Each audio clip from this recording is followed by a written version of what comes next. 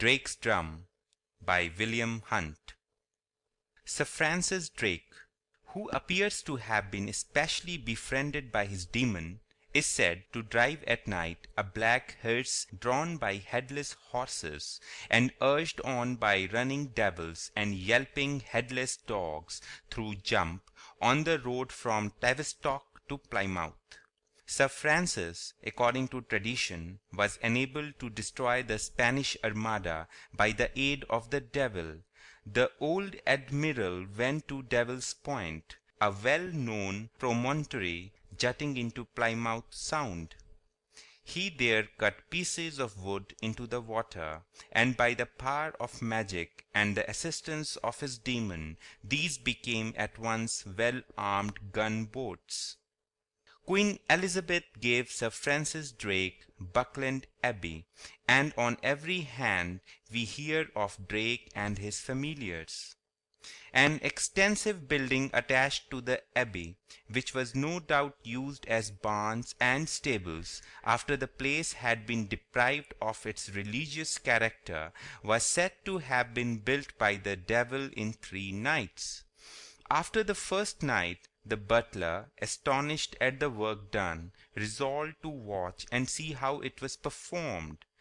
Consequently, on the second night, he mounted into a large tree, and hid himself behind the forks of its 5 branches.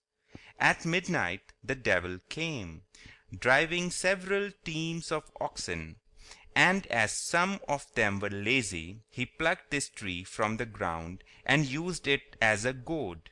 The poor butler lost his senses and never recovered them. Drake constructed the channel carrying the waters from Dartmoor to Plymouth. Tradition says he went with his demon to Dartmoor, walked into Plymouth, and the waters followed him.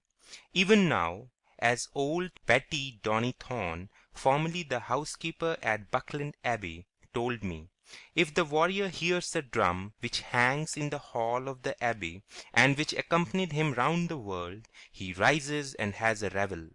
Some few years since a small box was found in a closet which had been long closed, containing, it is supposed, family papers. This was to be sent to the residence of the inheritor of this property. The carriage was at the abbey door, and a man easily lifted the box into it. The owner having taken his seat, the coachman attempted to start his horses, but in vain. They would not, they could not move. More horses were brought, and then the heavy farm horses, and eventually all the oxen. They were powerless to start the carriage. At length a mysterious voice was heard, declaring the box could never be moved from Buckland Abbey. It was taken from the carriage easily by one man, and a pair of horses galloped off with the carriage.